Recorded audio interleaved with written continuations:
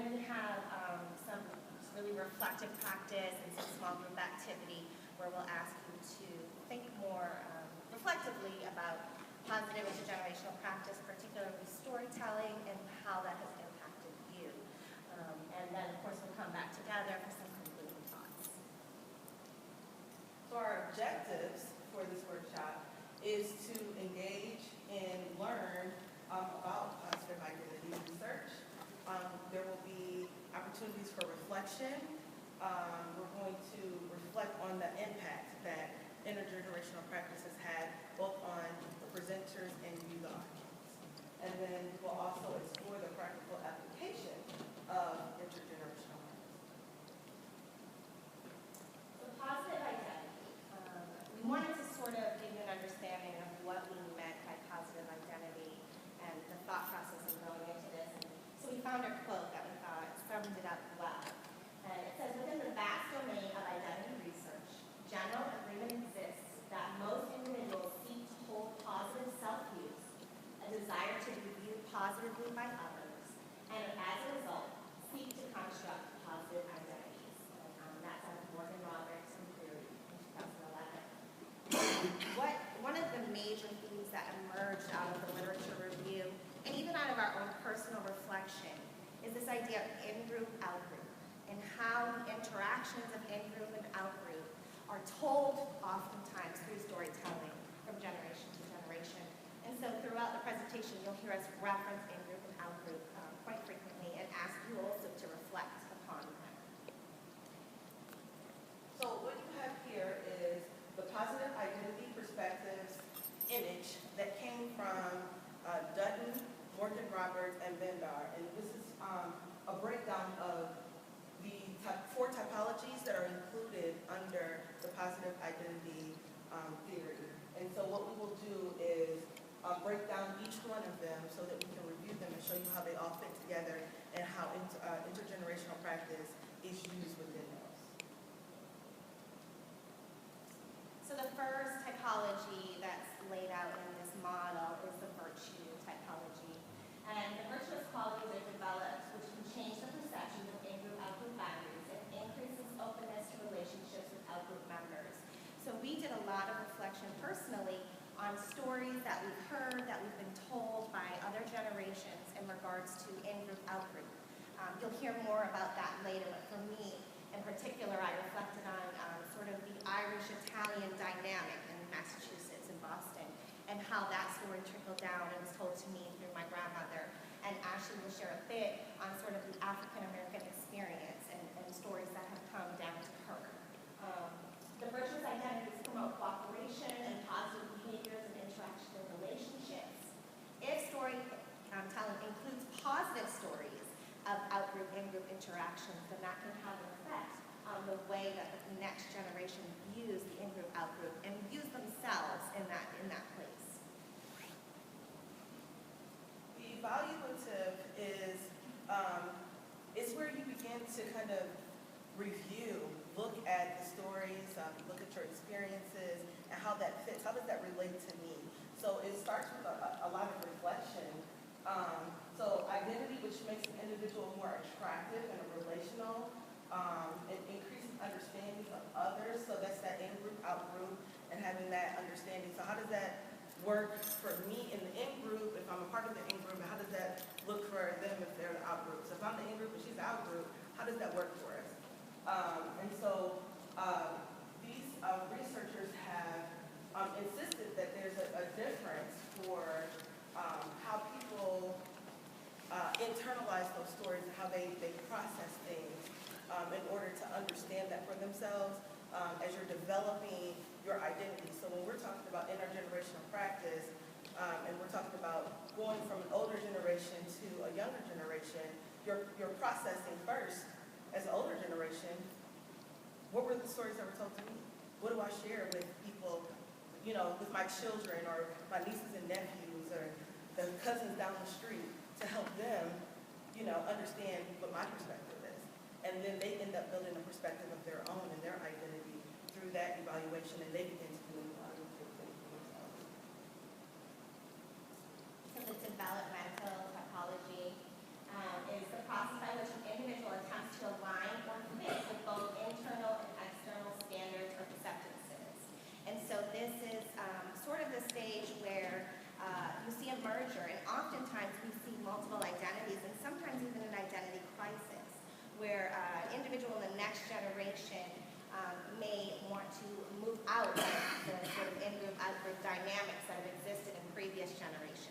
And what does that look like? And what does that feel like? And how is that accepted by their community, by their elders, and by the previous generations?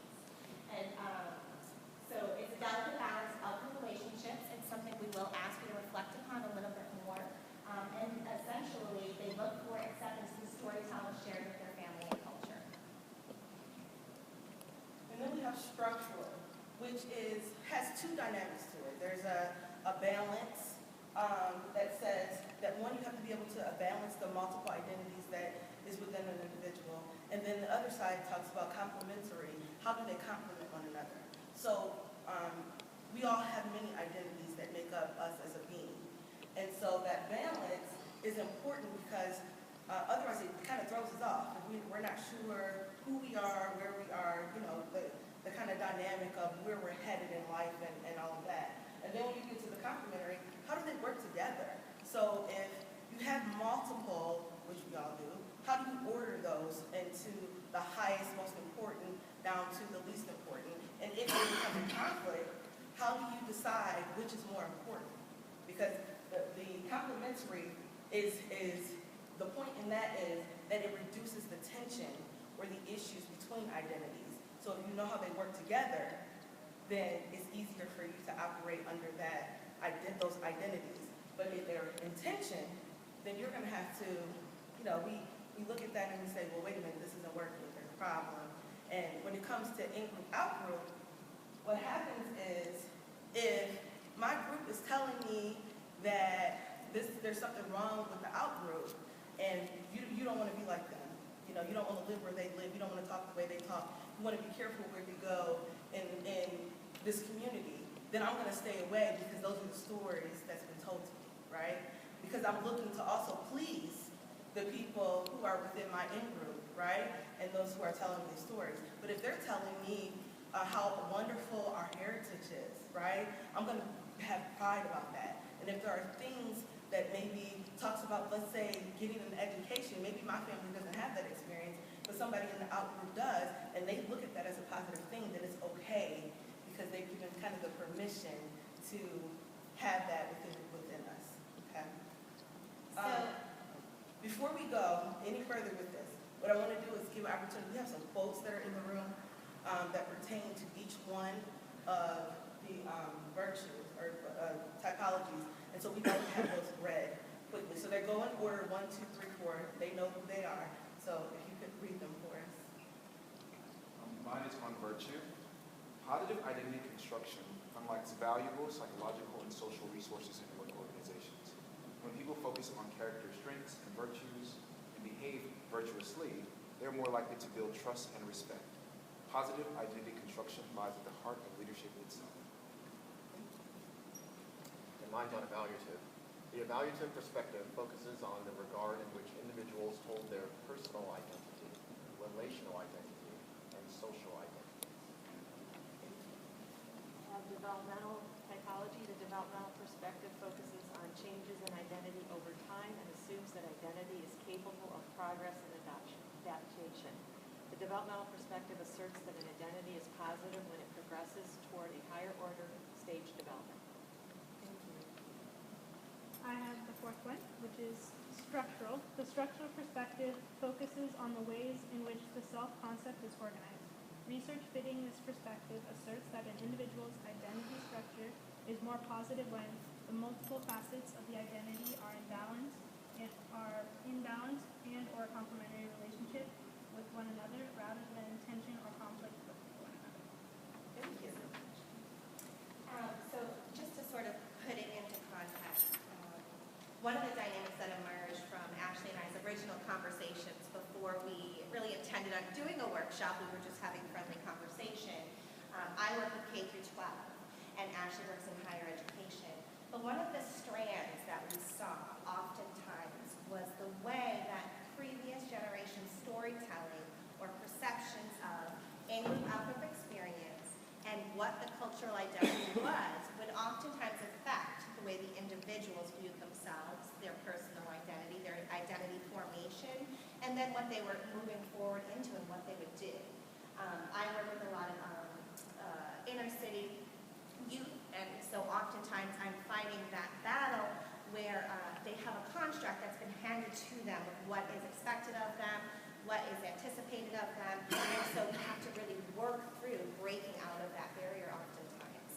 And one thing that I found really interesting was oftentimes Ashley runs into the same thing, and that can be with adults that are trying to come back to school after, whether it's incarceration or various different struggles that they have encountered in their life.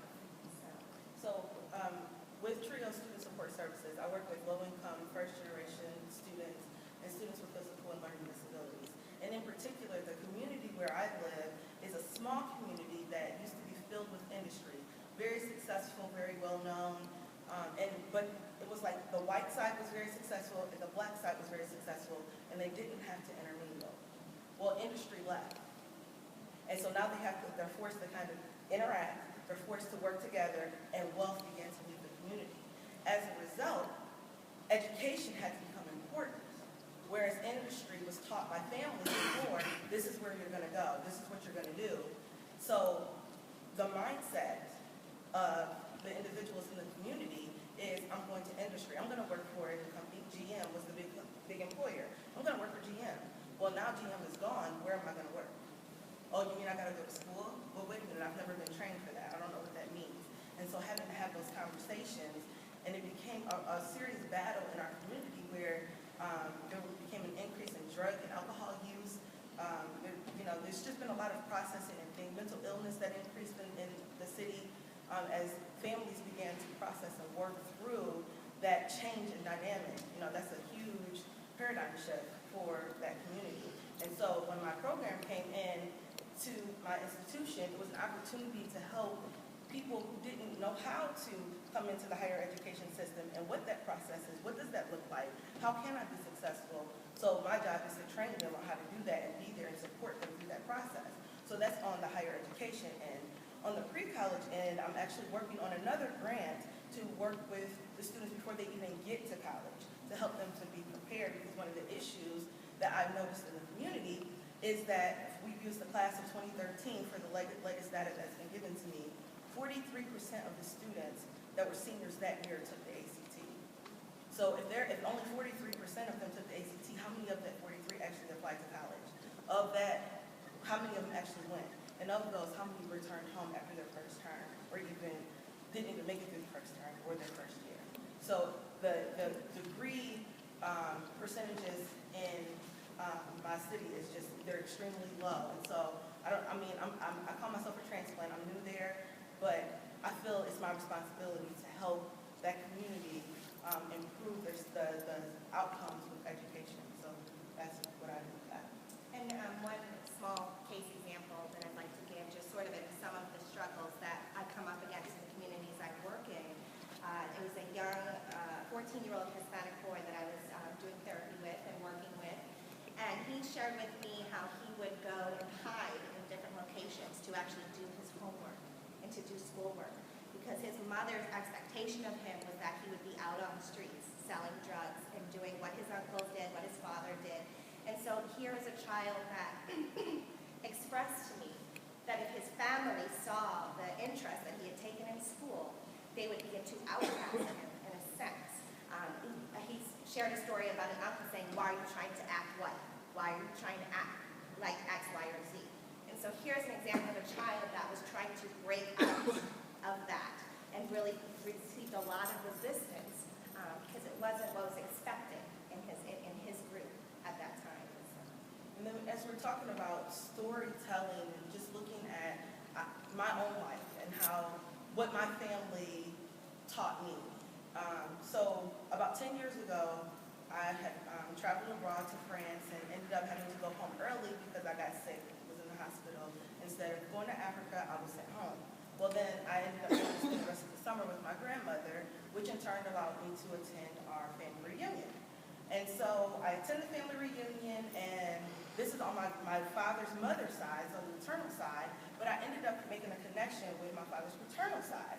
And so when we went to that side to go and visit them, who we are not close to, okay? So we go and we visit them, only to be told this amazing story about my family history, where one of my aunts had done some digging into our family background to realize that we grew up, or not we, but that our family began in Mississippi at a plantation that still exists across from where our family currently lives, and how it's fenced in. And then they began to talk about the differences in the cemeteries. There's a white cemetery and there's a black cemetery. There's one, so the black one is owned by my side of the family, the white one is owned by the white side of the family. And so then I was told stories of how the white side would be in the grocery store and the black side would say, "Hey cousin, how you doing?" And they would get offended. And I was like, oh. But then the biggest thing was being told about the land that my family received. So they received land from the plantation owner, and they had houses that were built. The siblings built houses, raised their family, tilled the land, and all of that. Well, at some point in time, many of the families decided they didn't want to till the land any longer. So my great-great-great-great-grandfather started to take over the land and till it because he wanted to make sure that it was looking nice and well manicured. Well, during one of those days that him manicuring the land, he struck oil. All of a sudden, the family wanted the land back. And he said no. So there became a divide. And because he didn't give that land, all of them left and broke off, never to speak to one another again. So again, I'm getting the story, then I'm being taken around to tour, and I get to see the oil field. And I'm reading the names on the pumps to realize that there's only one that says Gray. So I say, why is that? Well, it's because during that time they said that we owned the land, but we didn't own the stuff below it. So they allowed us one pump, but the rest of them are owned by white people, and they're still on the land to this day. So the street name is Shell Oil. I would see it as a kid and always wondered, like, what was that street about? And so to get this story, absolutely amazing. So I go to a conference, and I'm sitting at a table talking with a big group of people during dinner, and this woman asked a question about Steve McNair. And I said, oh, that's my cousin. He ain't nothing. He plays for the Tennessee Titans. And she said, that's your cousin? That's my cousin. And so we get to talking, and it turns out her side is the side that broke off. And we had stories, but we didn't know how they connected until the two of us began talking, right? And it was just by chance. So from that, we were able to make a connection on Facebook. Social media is wonderful, right? To bring us all together so that we could begin having conversations with one another. And so the year Steve McNair died, we were supposed to come together in a family reunion, but they ended up canceling it, and we've still yet to get together. But that gave me a sense of pride, because one, I know I came from Daphne, who was a slave, and I know where she's located. I have a picture of her tombstone. I know where the plantation is, and I know the work, the hard work, and things that my family has put in. So that meant a lot to me. So the way I go about my work ethic, I know it comes from something that has power, and that means a lot to me. So that storytelling gives me a positive identity so I can keep pressing. And for me, I was able to reflect a lot, and I chose to reflect on my paternal grandmother, who I spent a great deal of time with growing up. And she was a storyteller. She loved to tell stories, and she would tell me the stories of my great-grandmother coming through Ellis Island to escape the potato famine from Ireland while she was pregnant with my grandmother. And then she would tell the stories of raising 7 Irish Catholic boys in Boston, during some really tough times, and my grandfather was a cab driver for 30 years. And one of the things that always made me laugh, but made me really reflect again on sort of this Irish-Italian dynamic in Massachusetts, is she told me a story about my great-grandmother. And she said what my great-grandmother used to always say to them before they go out to play, and she would say to them, stay away from 3rd Street. The Italians live down there, and they all carry knives. And so it sort of was a funny story, but it's something that's carried through over my years. And I see that dynamic so clearly whenever I run into Italians or Irish, because there's always some sort of a joke or some sort of a jab towards one another. Oh, an Irish girl, huh? And it's a dynamic that's so deeply rooted in the state of Massachusetts that sometimes it's hard to see because it's so prevalent. But one of the things that I took away from a lot of my grandmother's stories was just the story of perseverance and coming into a country where you weren't accepted.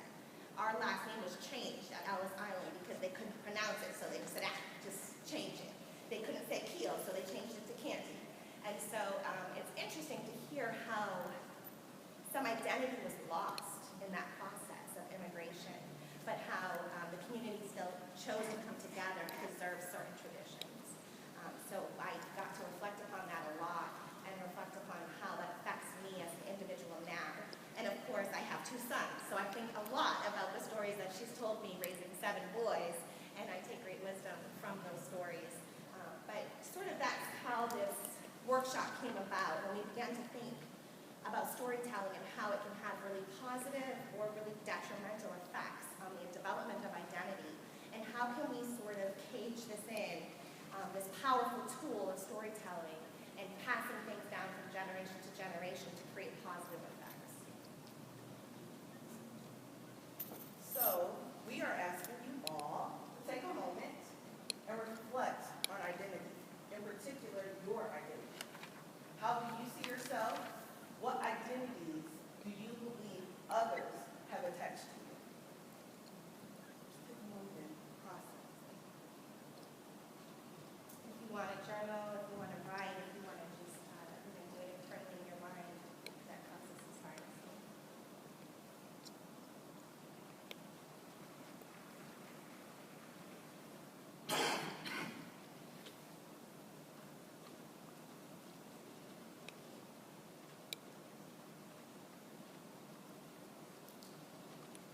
It'll be about like another minute or so.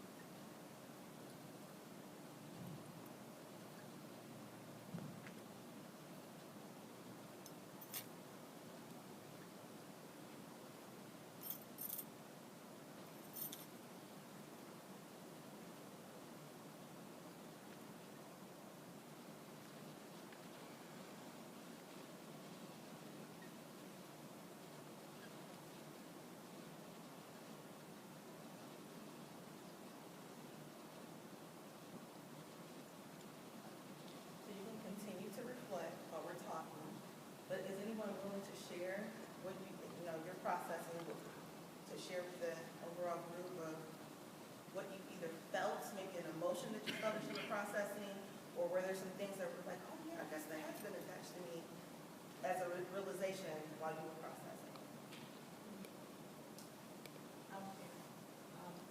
And I'm going to do this because it just happened no more than 20 minutes ago. Reflecting on your definition and sharing what in-group, out-group is, giving permission to, come out and have the story or believe what you believe about yourself or what others believe about you. So the question is how you see yourself. Of course, the two of you know who I am, but I consider myself a wife, a woman, a student, trying to live a good life, decent person. My out-group is mother. I don't have biological children. But just before we come in, as you guys prepare, Colleen says, give me a mother, I need a motherly hug. And I thought, happy to give a hug, but motherly